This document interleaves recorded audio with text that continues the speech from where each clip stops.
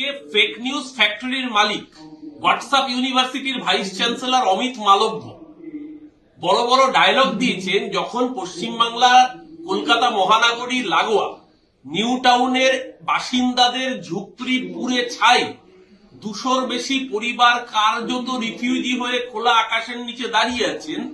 তাদের যন্ত্রণায় তাদের পাশে না দাঁড়িয়ে ঘুরিয়ে তাদেরকে রোহিঙ্গা বলে দাগিয়ে দিলেন এই অসভ্য বিজেপি বর্বর বিজেপির নেতা অমিত মালব্য।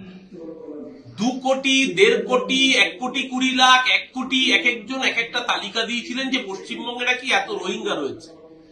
এসআইআর হলো কজন রোহিঙ্গাকে আইডেন্টিফাই করা গেছে।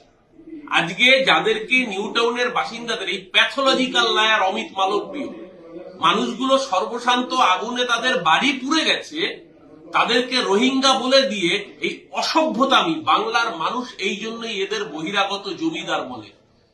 আজকে যদি এরা রোহিঙ্গা হয়ে থাকে তাহলে এসআইআর এর এনুমারেশন ফর্ম তারা জমা করতে পারবে না। যদি রোহিঙ্গা হয়ে থাকে তাহলে 2002 সালের নথি দিতে পারবে না।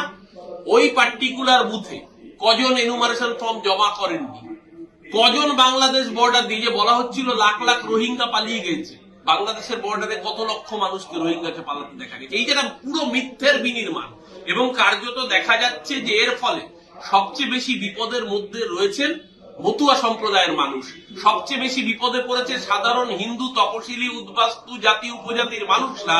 আজকে সেই দিক থেকে নজর ঘোরানোর জন্য যখন একদল অসহায় মানুষের সমস্ত সর্বশান্ত হয়ে গিয়েছেন আগুনে পুড়ে, তাদেরকে রোহিঙ্গা বানানোর এই অসভ্যতামির জবাব বাংলা আবার